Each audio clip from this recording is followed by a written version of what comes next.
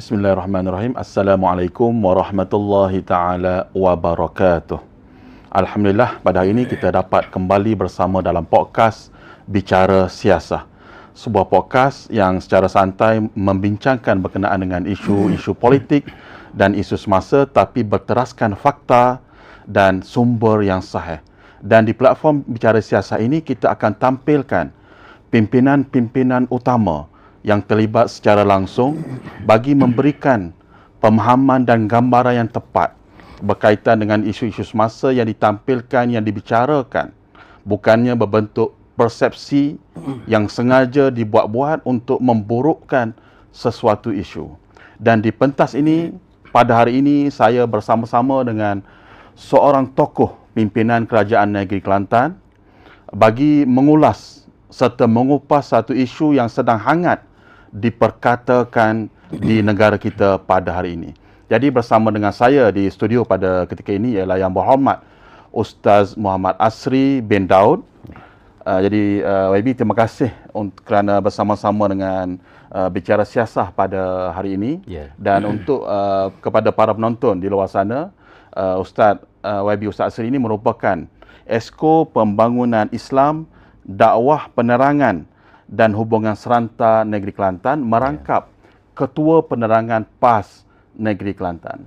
Jadi YB, pada hari ini kita ingin bicarakan berkenaan dengan isu yang sedang hangat diperkatakan di luar sana, di mana kalau saya dapat imbau, beberapa minggu sebelum ini ada seorang menteri yang membangkitkan isu berkaitan dengan Negeri Kelantan, di mana beliau mengatakan bahawa seolah-olah digambarkan bahawa Kelantan ini agak teruk dari segi sosialnya, menghadapi pelbagai masalah, antaranya masalah seksual kanak-kanak, masalah HIV, masalah dadah dan pelbagai lagi.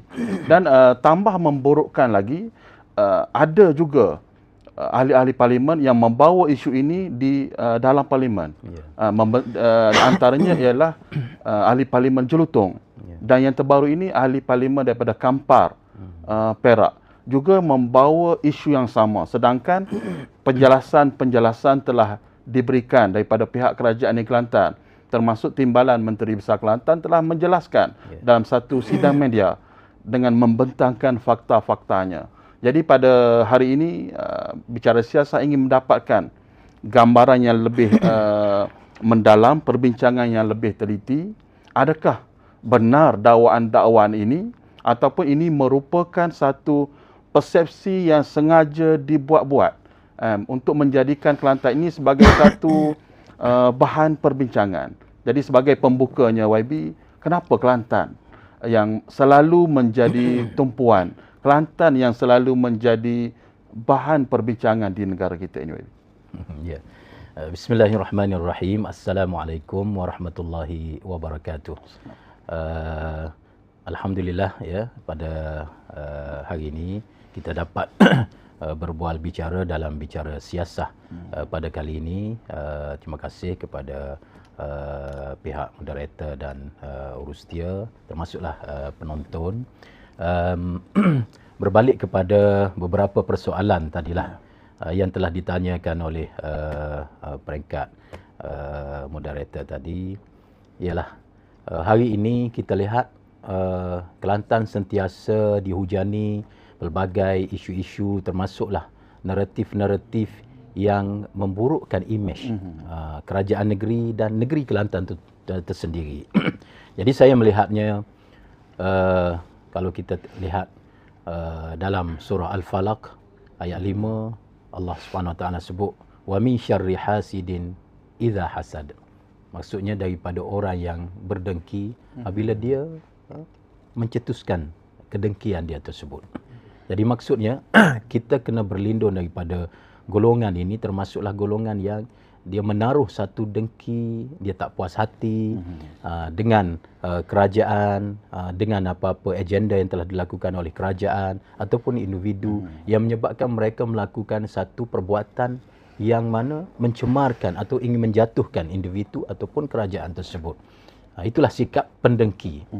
Jadi saya melihat sebenarnya negeri Kelantan Darul Naim ini sejak sekian lama ya, telah pun membina agenda-agenda pembangunan dari sudut rohani rakyat, pembangunan jiwa, kekentalan, keteguhan iman rakyat itu dibina. Sebab itu bila tahun 1990 Parti Islam se-Malaysia mengambil alih kerajaan negeri, ya, telah meletakkan satu dasar yang jelas dan secara bertegas memacu kerajaan negeri ini dengan Islam, membangun bersama Islam. Dasar Islam ini dalam segmen ekonomi, dalam segmen politik, dalam jenayah, ya, dalam sosial, diletakkan segmen-segmen pelaksanaan Islam ini untuk memastikan bahawa rakyat ini dapat dibangunkan dengan acuan syariat Islam itu. Jadi alhamdulillah sehingga kini sudah 36 tahun, ya, dan kita telah melalui fasa Allahyarham Datuk Bentara Setia Tok Guru Ni Aziz, kemudian Datuk Bentara Kanan sebagai Menteri Besar, dan sekarang ini era Datuk Panglima Perang sebagai Menteri Besar. Ya, walaupun telah melalui 3 orang Menteri Besar setelah daripada 1990, tetapi pelaksanaan dasar membangun bersama Islam ini digerakkan selari dan tidak pun diubah dasar tersebut. Yang ada dibuat perubahannya ialah kepada suatu perubahan-perubahan yang lebih baik, tokok tambah ataupun apa sahaja penambahbaikan untuk memastikan bahawa pelaksanaan MBI membangun bersama Islam itu berjalan dengan baik. Jadi diadakanlah agenda program, skim kebajikan, agenda pembangunan dan lain-lain, yang mana sudah banyak menjadi role model ataupun kuduah kepada termasuk persekutuan negeri-negeri lain yang juga mencontohi apa yang telah dilakukan oleh Kelantan. Dan Kelantan ini sememangnya telah menerajui perubahan ya, sejak daripada lama. Jadi pihak negeri-negeri lain dan persekutuan boleh tengok sendiri apa yang berlaku di negeri Kelantan, walaupun ada kekangan dari sudut ekonomi dan kewangan, tetapi agenda kebajikan, agenda-agenda kesejahteraan rakyat ini tidak pernah padam. Bahkan dia sentiasa bergerak mengikut acuan yang telah diletakkan. Jadi hal ini kita lihat ada pihak-pihak tertentu dia rasa tak senang kerana dia kata yalah bila benda cantik ini mesti ada orang yang dia tidak puas hati. Khususnya bila timbul ataupun datang musim-musim pilihan raya. Bila ada musim-musim pilihan raya, maka orang akan cari isu-isu untuk memastikan bahawa imej Kelantan ini dapat dijatuhkan. Ataupun dilihat oleh rakyat negeri lain, netizen termasuk rakyat negeri Kelantan, supaya kerajaan negeri ini tidak sama macam dulu, tidak sama macam almarhum Tok Guru Datuk Bentara Setia. Kerajaan negeri sekarang ini sudah berubah, sudah mula ada kepincangannya, macam-macam lah, ya. Tapi sebenarnya apa yang kita dengar, naratif yang dibawa ataupun pendedahan ataupun apa-apa tomahan yang telah dinyatakan itu sebenarnya adalah naratif yang tidak baik, yang negatif, yang berniat jahat untuk memang berdendam dan menjatuhkan imej kerajaan negeri. Itulah kenapa negeri Kelantan, kerana Kelantan telah meletakkan dasar membangun bersama Islam yang baik dan telah menjadi modal kepada negeri-negeri yang lain, bahkan persekutuan sejak sekian lama, 36 tahun. Kalau tahun ini sudah umurnya mencapai 36 tahun. Jadi itulah kenapa Kelantan. Itu motifnya kita kata. Ya. Itu kenapa Kelantan sentiasa menjadi topik perbincangan, bahkan sehingga ke dalam Dewan Rakyat Yang Mulia juga bangkitkan isu ini. Dan kalau kita dengar perbahasan ataupun tuduhan-tuduhan yang diberikan itu menggambarkan bahawa seolah-olah Kelantan ini berada dalam keadaan yang tidak selamat. Orang daripada luar Kelantan seolah digambarkan bahawa jenayah itu berlaku di mana-mana sahaja, digambarkan kata-kata tidak memberikan layanan-layanan yang sebaiknya kepada rakyat negeri Kelantan. Jadi YB, saya ingin pergi secara berfakta. Kali itu kita mungkin boleh mengatakan bahawa itu antara motif-motif lah kenapa mereka begitu menyerang, memburukkan imej negeri Kelantan dan kerajaannya. Jadi, tapi kita nak pergi juga kepada dakwaan-dakwaan yang dibangkitkan ini. Jadi, adakah YB melihat dakwaan-dakwaan itu adalah satu persepsi sahaja ataupun ada di sana fakta-fakta yang boleh untuk menolak dakwaan-dakwaan tersebut, ataupun mereka hanya melontarkan begitu saja, cuba membina persepsi. Jadi bagi pihak kerajaan di Kelantan, adakah ada fakta yang membolehkan untuk kita menolak dakwaan-dakwaan tersebut? Ya, terima kasih. Pertamanya, dalam berbicara hal ini kita kena lihat, ya, ada orang yang membawa naratif, dan naratif itu naratif yang tidak betul. Tetapi apabila diulang, boleh jadi orang akan nampak dia ni macam betul. Yang keduanya, naratif tadi tak betul, ataupun hujah yang dibawanya tak betul. Tetapi kadang-kadang dibawa dengan angka, dibawa dengan data sekian. Tetapi dia bawa tidak dibandingkan dengan kesemua data-data. Dia hanya menyentuh berkaitan dengan Kelantan saja, ataupun angka berkaitan dengan Kelantan. Tapi berdata. Jadi orang akan lihat bahawa itu adalah satu hujah ataupun naratif yang betul. Dan apa yang ketiganya, yang bercakap itu boleh jadi dia sebelum daripada ini bekas menteri, ataupun dia boleh akses maklumat sebagai ahli yang berhormat. Jadi bila dia bercakap dan cakap itu confident, dan cakap pula di satu dewan, contoh tempat yang mulia macam Dewan Rakyat, Dewan Undangan Negeri, Dewan Negara, itu semua dewan yang mulia. Sepatutnya tak boleh bercakap tanpa data. Tapi bila dia bercakap, ada di kalangan rakyat tengok ini betul. Jadi sebenarnya itu boleh kita lihat sebagai satu gerak modus operandi, gerak kerja modus operandi yang dibawa oleh pihak tertentu untuk memburukkan sesuatu. Jadi nak memburukkan kerajaan negeri dengan keadaan sebegitu boleh jadi itu. Tapi kita melihat ia adalah suatu perkara yang sangat-sangat tidak berakhlak. Sangat-sangat tidak berakhlak. Kerana yang pertama, seseorang yang boleh akses maklumat yang betul, tambah-tambah lagi menteri, memang sebenarnya tidak berakhlak dan tidak beretika kalau dia bercakap tanpa fakta. Yang kedua, kalaulah dia ahli parlimen, kalau dia berceramah di luar, kita kata okeylah sikit. Ini bercakap di dalam dewan parlimen, di dalam dewan rakyat, satu dewan yang mulia, tak boleh. Ini sebenarnya kita telah melanggar etika, dan kita telah menjadi seorang ahli parlimen yang tidak bertata susila, yang tidak berakhlaklah, tidak beretika.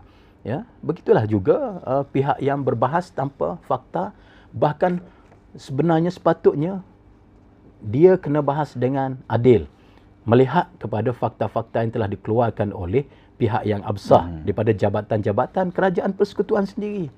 Dan kerajaan negeri Kelantan dalam hal ini apabila melihat beberapa tohmahan-tohmahan data yang dikeluarkan, umpamanya negeri Kelantan ini adalah kadar jenayah dia tinggi.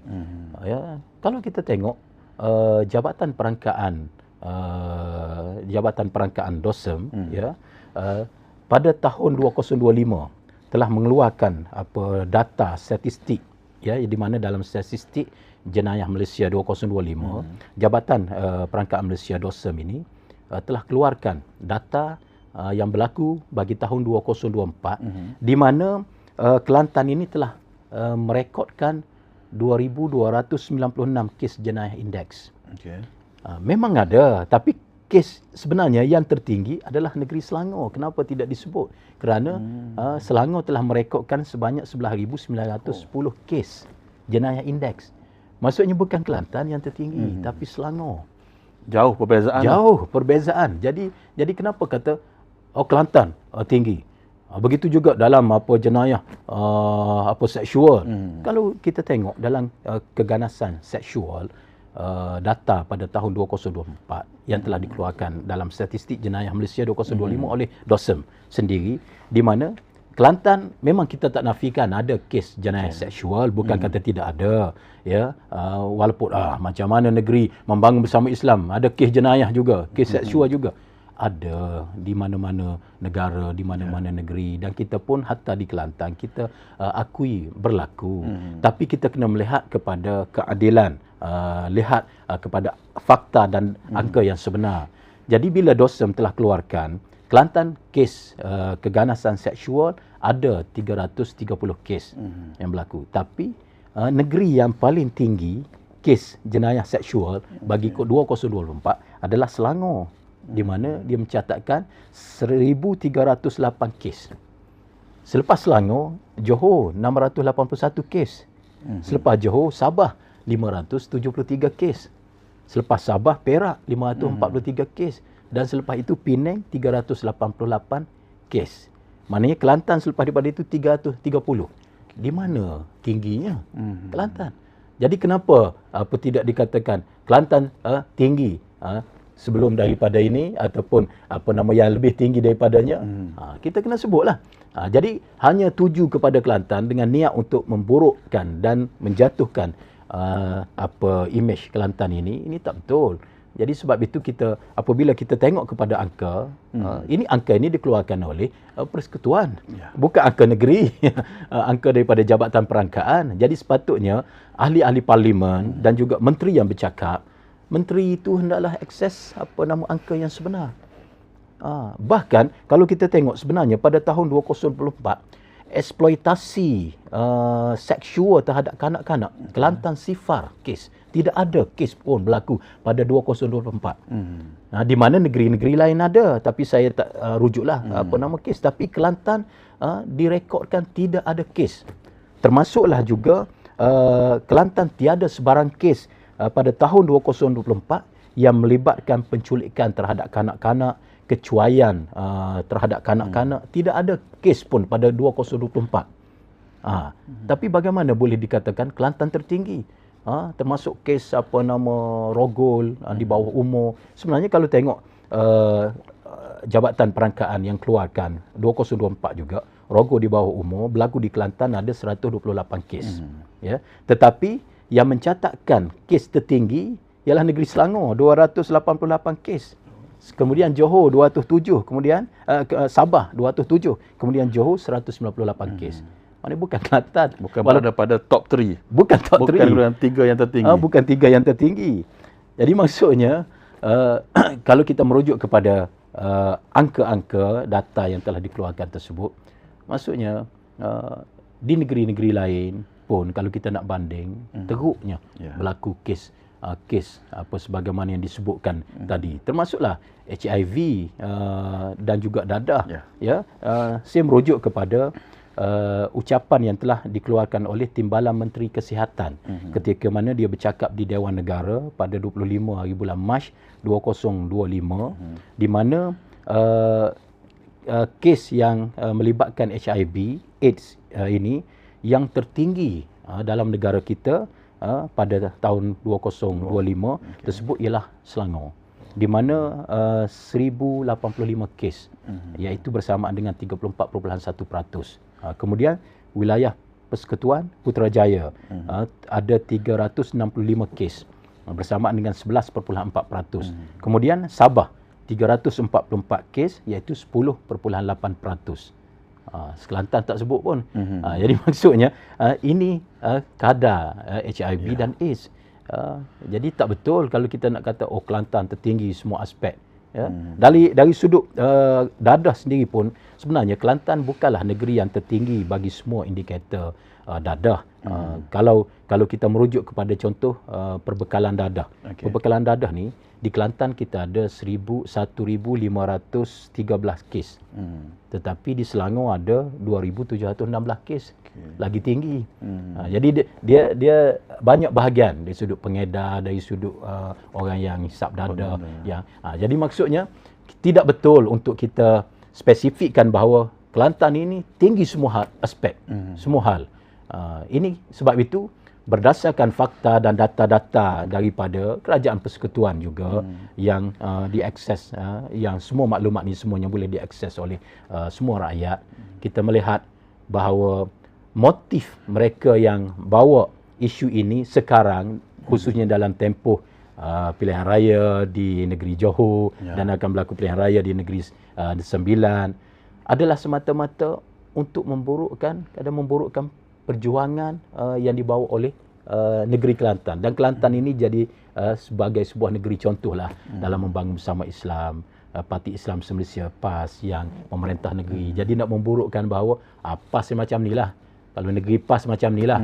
Kelantan ni macam ni lah.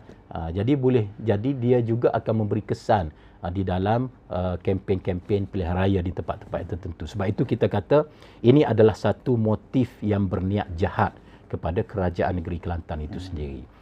Jadi itulah sebenarnya hakikat kenapa berlaku tomahan ini sehari demi sehari. Selepas menteri KPKT jelutong, lepas tu Kampar pula yang terkini. Ni apa sebab ni? Bercakap di Dewan Mulia. Ini sebenarnya mereka kena tarik balik dan mohon maaf.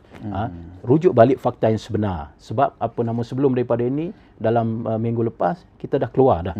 Melalui kerajaan negeri, melalui Datuk Timbalan Menteri Besar, dah keluar dah kenyataan menjawab. Tapi tiba-tiba keluar balik melalui Kampar. Ini sepatutnya tak boleh berlaku dalam suasana negara kita yang sudah ada data-data yang lengkap sebegitu. Jadi kita kira jelaslah dengan data yang YB kemukakan, bukan data-data yang direka, bukan juga data yang diterbitkan oleh Kerajaan Negeri Kelantan, tapi data yang diterbitkan oleh Jabatan Perangkaan, satu agensi di bawah Kerajaan Persekutuan dan boleh diakses sebenarnya oleh sesiapa saja. Jadi jelaslah apa yang YB sebut pada awal tadi, ada motif-motif tertentu, ada kedengkian, ada hasad dengki yang ingin yang ditonjolkan terhadap negeri Kelantan dengan memburuk-burukkan untuk menakutkan rakyat-rakyat negeri lain supaya tidak memberikan mandat kepada PAS untuk memerintah ataupun untuk menang dalam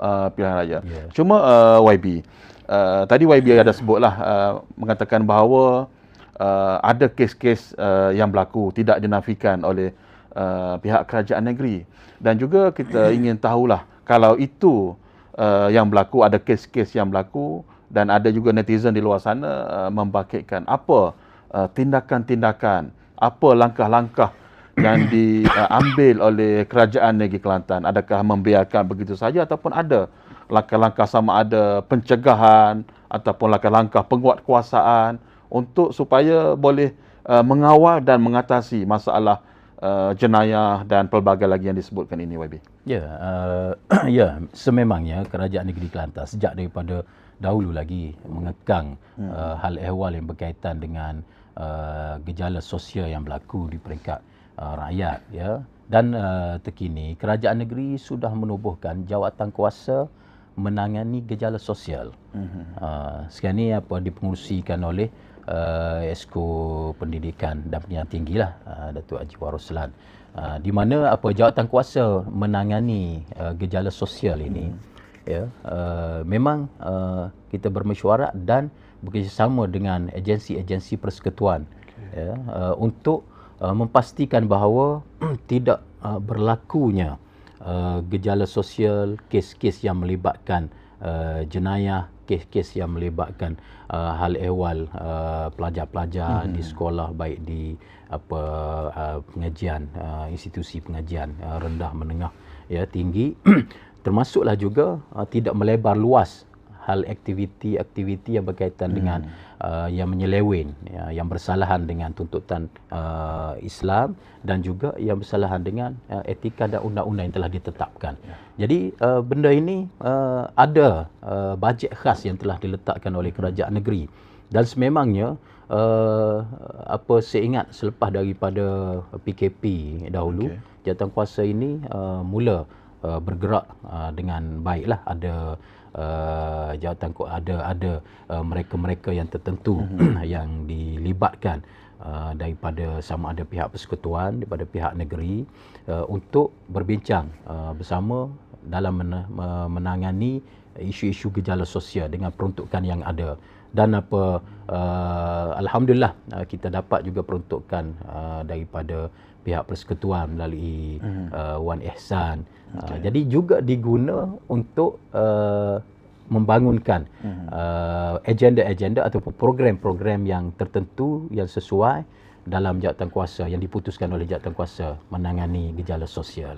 YB, saya tarik bila YB sebut berkenaan dengan Wan Ihsan, dan sebenarnya dalam satu ucapan tersebut ada juga ditimbulkan dakwaan-dakwaan selain daripada berkaitan dengan Kelantan digambarkan mempunyai masalah sosial yang teruk, sebenarnya ada juga dakwaan mengatakan bahawa seolah-olah digambarkan kerajaan negeri ini tidak boleh mentadbir ataupun menjalangunakan wan ihsan yang diberikan itu untuk semata-mata membayar gaji kaki tangan sahaja.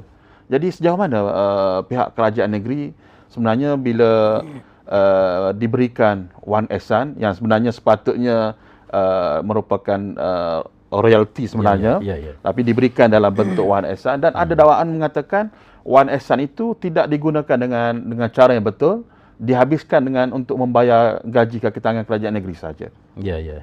Sepatutnya royalty lah, bukan wang ihsan. Ya. Tapi kalau atas nama wang ihsan pun kita terima. Tapi sepatutnya lebih banyak sepada ihsan. Ya. Pun begitu, sebenarnya apa yang telah diuar-uarkan kerajaan negeri tak pandai mentadbir, mengalami kekurangan kewangan, nak bayar gaji pun tak mampu. Jadi bila dapat wan ihsan, untuk bayar gaji je lah. Dan ini tomahan ini kita tengok ada yang diuar-uarkan, dibawa dalam kempen politik di Johor. Pilihan raya negeri Johor, tetapi Kelantan yang diserang. Saya pun dah pergi ke Johor beberapa hari yang lalu. Memang saya melihat kenapa, contohnya daripada DAP ada penceramah-penceramahnya, maknanya dia highlightkan dibesar-besarkan kesilapan-kesilapan, tapi di negeri Kelantan Darul Naim. Jadi apa kaitan pilihan raya negeri Johor tapi isunya ialah daripada negeri Kelantan Darul Naim. Sebab itu kita kata mereka tidak ada isu sangatlah. Dan mereka bawa isu-isu yang lama. Kalau contoh isu wan ihsan, kerajaan negeri Kelantan guna untuk bayar gaji ataupun tak buat apa-apa projek, itu sebenarnya tak betul. Kita sebenarnya sudah lama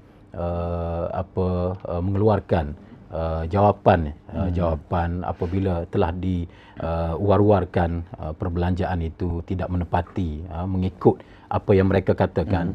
Sebenarnya tak betul. Di mana sejak tahun 2019 apabila kita dapat contoh peruntukan khas daripada Perdana Menteri 400 juta wan ihsan, memang kerajaan negeri telah keluarkan jawapan, dan dalam sidang DUN Dewan Undangan Negeri dinyatakan bahawa antara projek-projek yang digunakan oleh kerajaan negeri untuk melalui duit saluran wan ihsan kerajaan persekutuan tersebut, iaitulah bajet sebanyak 17 juta antaranya untuk pembelanjaan pengurusan masa itu berlaku PKP akibat COVID-19.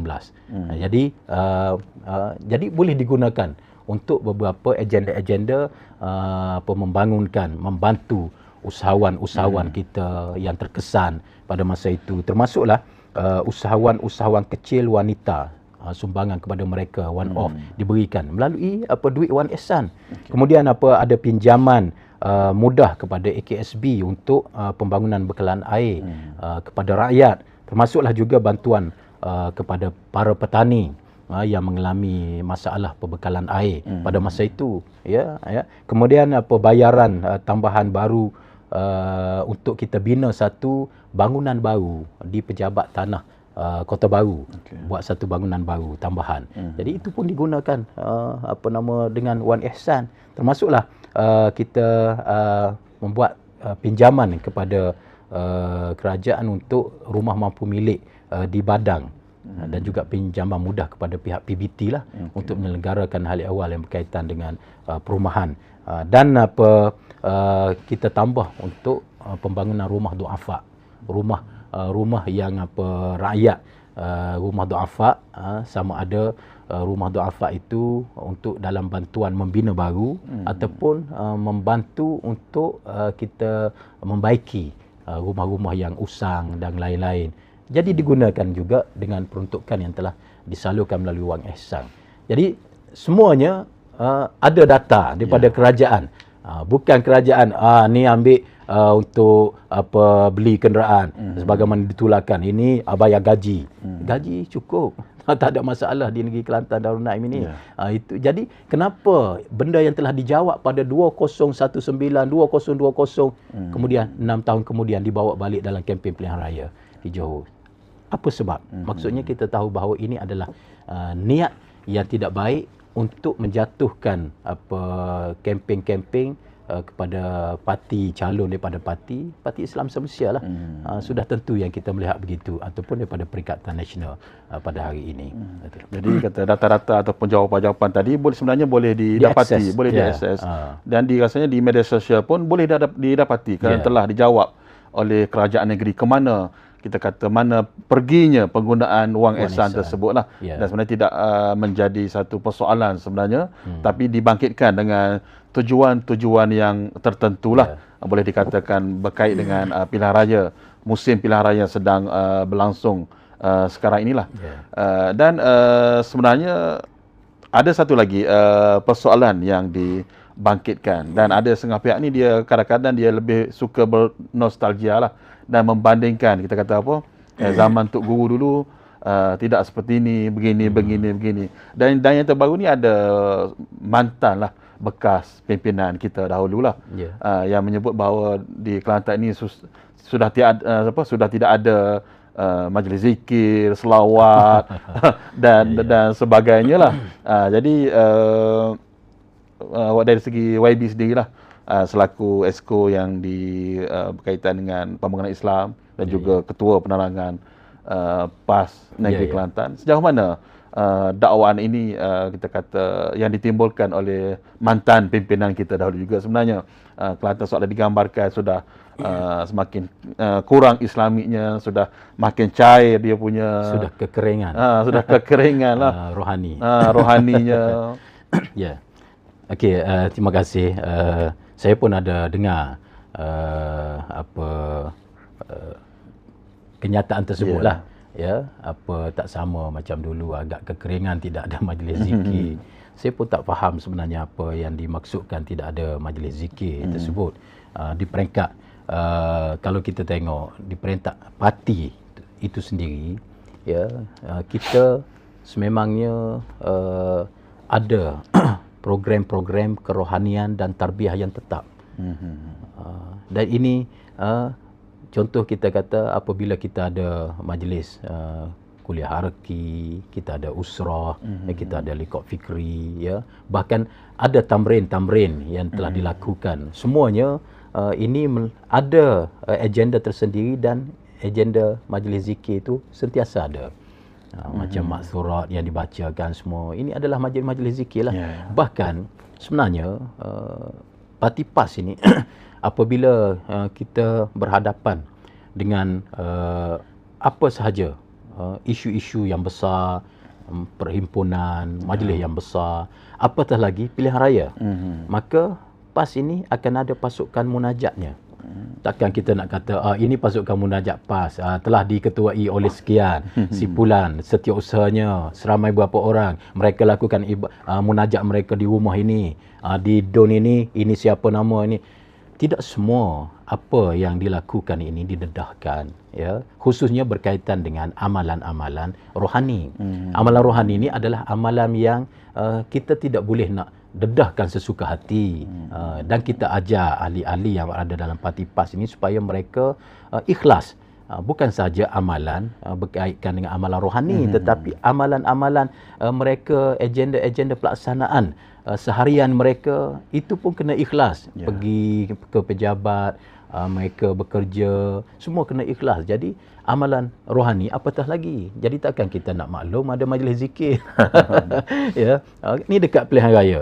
Sebenarnya contoh, ini saya sebutlah Dewan Ulama PAS Negeri. Bila kita nak pilihan raya, sebelum tempoh nak pilihan raya 6 bulan. Kita dah jangka pilihan raya itu 6 bulan. Pasukan munajat telah pun ditubuhkan. Dan pasukan munajat ini wajib ada di semua kawasan, di DON. Dan mereka ini perlu bermunajat dengan penyelarasan munajat yang telah diputuskan oleh peringkat kepimpinan. Dan mesti berlaku munajat sebelah pagi, munajat waktu malam, dan sekiranya tidak terbuat munajat tersebut atau zikir yang diputuskan tersebut, mereka kena qada. Kena qada balik. Maksudnya ada majlis zikir yang bersistem yang ada dalam parti. Tapi takkanlah yang ini semua kita nak dedah. Tapi di peringkat dewan tu dia tahulah. Saya rasa yang bercakap tu dia tahu dahulu tapi sekarang tak tahu sebab dia dah keluar daripada PAS. Jadi maksudnya sebenarnya tidak ada kekeringan masalah itu. Dan di peringkat negeri-negeri sendiri pun kita boleh tengoklah di masjid-masjid. Ya, di peringkat kerajaan negeri. Kerajaan negeri berterima kasih kepada seluruh imam-imam di masjid-masjid, masjid mukim baik, masjid bandar baik, bahkan masjid i'tikaf baik, bahkan di surau-surau, di balasah-balasah yang ada. Sebenarnya apabila kita pergi, alhamdulillah, maknanya majlis-majlis zikir dihidupkan. Kalau kita pergi memang tidak terkecuali di mana-mana tempat ibadat, semua kita tengok alhamdulillah, mana majlis zikir ni ada, khususnya hari-hari yang sempena, kalau contoh kalau Ramadan lagilah, kalau Rejab lagilah. Jadi tidak ada kekeringan rohani ini. Cuma kalau kita tengok di luar, kita tengok dengan gejala-gejala yang berlaku, keadaan parahnya gejala yang berlaku pada hari ini, mungkin kita kata ini kekeringan dari sudut keagamaan dan apa. Jadi kita tak boleh nak melihat situasi begitu dengan ukur bahawa kita kekeringan dari sudut kerohanian. Kita kena pergi sendiri melihat apa yang telah dilakukan oleh pihak-pihak berwajib dalam hal ehwal yang berkaitan dengan pendidikan rohani rakyat di semua peringkat. Kalau di masjid-masjid, alhamdulillah, kita pun hari ini kita juga berbangga, masjid-masjid pun menyebar luaskan untuk anak-anak muda supaya hadir ke masjid. Mereka buat macam-macam program. Program itu dibuat sebenarnya untuk menarik mereka. Contoh kita kata dipanggil individu-individu yang boleh menarik anak muda untuk ke masjid. Alhamdulillah, ada selebriti, walaupun atas nama selebriti, atas nama orang yang agak dikenali lah, influencer ke apa, dia dibawa untuk menarik anak-anak muda yang lain. Dia dapat hadir ke masjid itu dah bagus. Dia tarik orang lain, sebenarnya boleh pahala kepada dia juga. Jadi kita minta supaya benda ini diperlebarluaskan. Mana dia ada baiknya daripada duduk berhibur di luar tanpa entah apa-apa. Jadi tidak ada, itu bukan kegersangan jiwa. Itu sebenarnya untuk menarik anak-anak muda yang macam-macam kita tengok sekarang ini kepada masjid, tempat ibadah, tempat yang baik supaya mereka ada kebangkitan rohani. Sebab tu kita kena nilai dengan adil. Perkara ini tidak boleh menyatakan bahawa majlis zikir ni kena himpun setiap bulan sekali, sekali sebulan di stadium. Kena penuh stadium. Bulan depan kena ada lagi. Barulah kerajaan negeri buat majlis zikir. Kalau nak macam itu, nak kata baru ada majlis zikir, kita boleh ukurlah juga negeri-negeri yang lain sama sahaja. Kita tidak boleh ukur di situ, tapi kena ukur di sudut semua tempat-tempat di jajahan dan mukim-mukim, termasuk di tempat-tempat ibadah khususnya bagaimana yang telah dijalankan oleh mereka. Kena tengok semua. Jadi kita di peringkat kerajaan negeri, kita beri pujian, terima kasih kepada pihak mereka yang terlibat di dalam membangunkan anak mukim kita, rakyat kita, khususnya anak muda, mengajak mereka kepada ilmu, kepada tarbiyah dan kepada soal pembangunan rohani juga berlaku. Alhamdulillah. Soal gejala sosial itu soal lain, tapi soal bagaimana kita nak mengimbangkan supaya gejala sosial tak berlaku. Jadi hal-hal ini dibawa di banyak tempat. Jadi tidak berlaku sebenarnya kekeringan, kegersangan sebagaimana yang didakwa. Jadi kita boleh katakan kegersangan rohani ataupun kekeringan rohani itu mungkin berlaku kepada individu yang berkata itulah. Mungkin suatu ketika dulu ketika dia masih bersama-sama dengan PAS, dia sentiasa kata berada dalam usrah, dalam tamrin, zikir, tapi mungkin bila telah beralih kepada parti lain ini, tidak ada suasana yang sama. Mungkin cara yang berbeza menyebabkan beliau sendiri itu merasakan berlaku kekeringan bagi diri dia. Jadi mungkin kita boleh menyerulah rakan-rakan yang sebelum ini yang mungkin sekarang ini merasakan kekeringan dari segi rohani, berada dalam parti yang itu boleh kembali semula kepada PAS yang di dalamnya ada ada tamrinnya, ada usrahnya, supaya rohani itu dapat lebih dipertingkatkan lah. Itu mungkin bagi pihak dia lah yang merasakan bahawa ada kekeringan rohani. Saya nak sentuh sikit boleh jadi benda tu betul. Sebab sekarang ni saya tengok dahulu ada seorang namanya Wan Ji. Dia pun nama dah tular kan, bila dia bila ditanya pasal PAS ni, memang sekarang ni dia sebut, dia kata dalam PAS ni sebenarnya orang-orang yang kuat agama. Memang dalam PAS ni dia ada pasal akidah. Dia ada tarbiyah dia. Dia kata saya pun dalam PAS dulu memang saya terlibat. Jadi bila berada di luar PAS ada kegersangan. Jadi maknanya dakwah apa yang dia sebut itu betul. Jadi masuk PAS mulalah. Masuk PAS mula. Jadi kita ajak bukan setakat yang bercakap begitu. Semua bekas-bekas pimpinan PAS yang keluar ke Parti Amanah Negara, ke PKR, ke UMNO, ke mana, sila sertai PAS balik. PAS ini parti yang terbuka, maknanya siapa sahaja nak masuk, masuklah. Bahkan mereka yang dahulunya pernah memusuhi PAS dengan dakwaan macam-macam lah, dan kita pun tak boleh terima macam-macam bergaduh kan. Tapi apa tujuan kita apabila kita bergaduh, kita mana tidak ada apa-apa pun manfaat yang dapat. Jadi kita kembali berada di atas penyatuan. Jadi PAS menyeru kepada semua, sila masuklah. PAS, insya-Allah kita duduk bersama dan kita akan lihat perjuangan Islam ni sebenarnya yang lebih ketenangan, ada ketenangan dan ada keselesaannya. Okey, baik YB, kita telah banyak yang telah kita bincangkan tadi, menjawab dakwaan-dakwaan tohmah-tohmahan terhadap negeri Kelantan yang dibangkitkan oleh pelbagai pihak lah. Dari segi isu sosialnya, isu berkaitan dengan wang ihsannya, dan yang terbaru ini berkaitan dengan kekeringan majlis zikirnya. Jadi sebagai akhirnya lah YB, apa pesanan ataupun apa yang ingin YB tegaskan kepada rakyat-rakyat di luar sana supaya dapat memahami ataupun dapat mengambil maklumat yang betul, yang jelas berkaitan dengan dakwah-dakwah yang ditimbulkan oleh pelbagai pihak ini? Ya, terima kasih.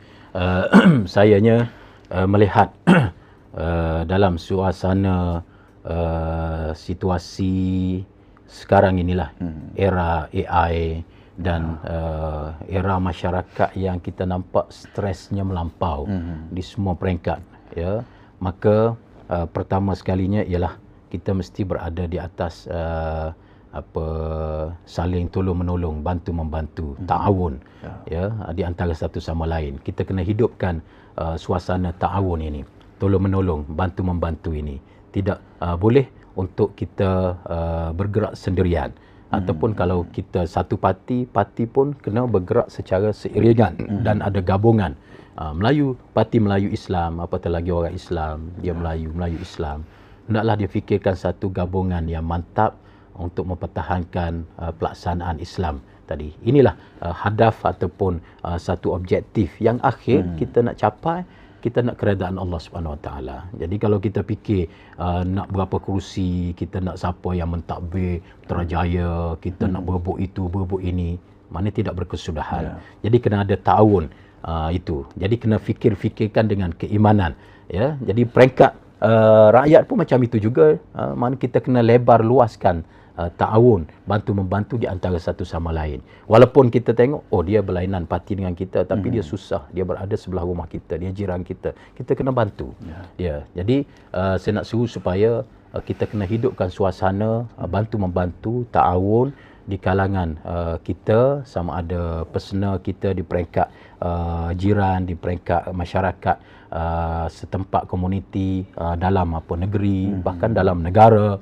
Kita kena wujud bahkan di peringkat global. Sebenarnya baru selesai isu Palestin dan lain-lain. Ta'awun dalam yang lebih skala yang lebih besar. Yang kedua, kita seluruh pemimpin rakyat hendaklah adil kepada diri sendiri dan juga kepada orang lain, berbuat baik kepada orang lain, adil kepada diri dan adil kepada orang lain. Dan mestilah bercakap tadi, apabila kita adil, kita akan mengikut acuan yang betul. Kita tak akan bercakap sembrono ataupun tanpa apa-apa fakta-fakta yang betul. Jadi kita letakkan, kita mesti berlaku adil. Walaupun kepada dia boleh jadi kita pernah bermusuh dengan dia, kita tak bersetuju dengan dia, Tapi kita mesti adil, bercakap yang benar. Tidak boleh untuk kita mentahmah, untuk kita dengki, untuk kita apatah lagi memfitnah seseorang itu ataupun kerajaan itu ataupun parti itu dengan fakta-fakta yang tidak jelas. Jadi kita kena adil dalam berbicara. Apatah lagi berbicara soal yang berkaitan dengan negeri, dengan benda besar lah, yang berkaitan dengan imej seseorang, yang berkaitan dengan imej negeri, yang berkaitan dengan tindakan yang telah dilakukan oleh seseorang ataupun negeri. Mana ada fakta. Jadi kena adil di situ. Khususnya mereka yang bergelar pemimpin, ahli-ahli parlimen, ahli-ahli Dewan Undangan Negeri, menteri, Perdana Menteri, lain-lain. Semua sekali mesti adil. Termasuklah di peringkat rakyat juga. Hendaklah menilai sesuatu berita itu dengan adil. Jangan tengok apa satu berita tersebar, kita terus tengok berita tak betul kepada kerajaan, dikeluarkan oleh satu sahaja berita. Jadi kita terus membuat tambahan tak betul. Kita kena selidik lagi supaya kita pastikan bahawa berita yang kita tersebar ataupun yang kita baca, yang kita dengar itu adalah betul-betul benar. Bukan berita yang tidak betul, tapi kita percaya, kita sebar kepada orang lain, menjadikan berita yang tidak betul itu betul. Jadi jangan begitu, jangan kita melebarkan naratif-naratif yang tidak betul menjadi betul. Jadi kita akan menambah dosa kepada diri kita. Jadi hendaklah betul-betul, dalam istilah Arabnya tabayun lah. Maknanya kita hendaklah kena pasti. Jadi berlaku adil juga untuk menilai berita tersebut. Dan yang akhirnya saya nak sebut, nak mengajak kepada seluruh kita lah, baik pemimpin, baik rakyat, kita hendaklah fikir masa depan negara kita. Kita nak pastikan negara kita ini negara aman, makmur, damai, tidak diganggu gugat oleh kuasa asing. Jadi oleh kerana itu kita tidak boleh untuk berperang, bergaduh, khususnya di peringkat pemimpin-pemimpin di Putrajaya, pemimpin-pemimpin di negeri. Bagaimana untuk kita memastikan ada keharmonian dan keamanan dalam mentadbir. Kerana kalau kita, orang Kelantan kata kucah wa'yah, berkucah haya, mana kita kucah kacir dalam takbiran, kita akan diteliti dan boleh jadi kuasa asing yang akan masuk. Mereka akan mula merobekkan kekuatan kita dan mereka masuk campur. Akhir sekali kita dijajah dengan macam-macam penjajahan hari ini dalam pelbagai bentuk. Kita tidak mahu itu.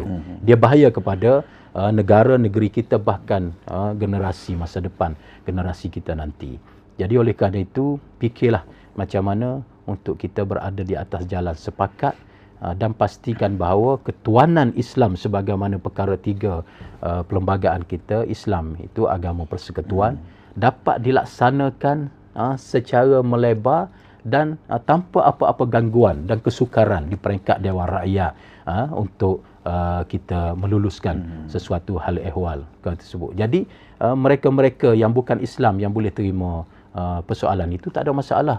Tetapi yang ekstrim, yang ni kita tidak boleh angkat mereka sebagai pemimpin yang berada di peringkat parlimen dan juga persekutuan. Kerana dia boleh menyusahkan pelaksanaan-pelaksanaan yang dituntut oleh Islam dan kita majoriti dalam negara Malaysia ini. Kita kalau ada sekatan-sekatan sebegitu, dia akan menjadikan masalah porak-poranda kepada pentadbiran negara kita. Jadi semua itu perlu difikirkan oleh semua pihak untuk memastikan negara kita maju, makmur, harmoni tanpa diganggu oleh kuasa asing yang lain. Terima kasih. Wassalamualaikum warahmatullahi wabarakatuh. Okey, baik YB, terima kasih banyak kerana sudi untuk tampil di Bicara Siasah menjawab pelbagai persoalan dan dakwaan yang dikemukakan oleh pelbagai pihak. InsyaAllah pada masa akan datang kita akan bersama lagi dengan topik yang lain, dengan perbincangan yang lain. Jadi kepada para penonton, terima kasih kerana terus menyokong kita Bicara Siasat ini dengan cara like, komen dan share. Dan pastikan anda semua follow page kita, tekan butang follow supaya anda semua dapat maklumat yang telus daripada Bicara Siasat. Dan sehingga berjumpa lagi pada masa dan waktu yang lain. Sekadar itu saja. Wabillahi taufiq wa hidayah. Wassalamualaikum warahmatullahi taala wabarakatuh. Assalamualaikum warahmatullahi wabarakatuh.